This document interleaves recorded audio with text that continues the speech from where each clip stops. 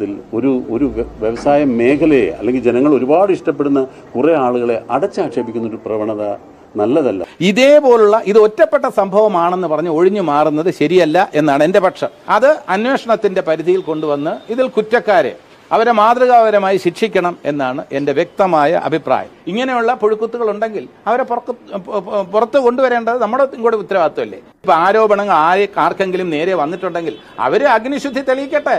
ഇപ്പോൾ പ്രസിഡന്റ് സ്ഥലത്തില്ല, അദ്ദേഹം ചെന്നൈയിലാണ്, മറ്റു പലരും പല സ്ഥലങ്ങളിലാണ്. അപ്പോൾ ഇവരൊക്കെ ആയിട്ട് ഒരു അഭിപ്രായ സമന്വയം രൂപീകരിക്കാനുള്ള ഒരു സമയമാണ് എടുത്തത്. ഒരു ഒളിച്ചോട്ടമോ അമ്മ ഇതിൽ നിന്ന് പിന്മാറിയതോ അല്ലെങ്കിൽ പ്രതികരിക്കാൻ വേണ്ടി അങ്ങനെ വേറെ എന്തെങ്കിലും കാത്തു നിന്നതോ അല്ല. ഇതൊന്നും എക്സ്ക്യൂസ് അല്ല.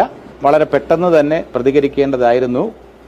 അതിന് കാരണം എന്തായാലും അമ്മയുടെ ഭാഗത്തു നിന്നും ഒരു വീഴ്ച പറ്റിയിട്ടുണ്ട്. റിപ്പോർട്ട് പുറത്തു വരണമെന്നൊരു ആവശ്യമോ റിപ്പോർട്ട് പുറത്തു വരരുതെന്ന് ഒരു നിർദ്ദേശമോ ഞങ്ങളുടെ ഭാഗത്തുനിന്ന് ഉണ്ടായിട്ടില്ല.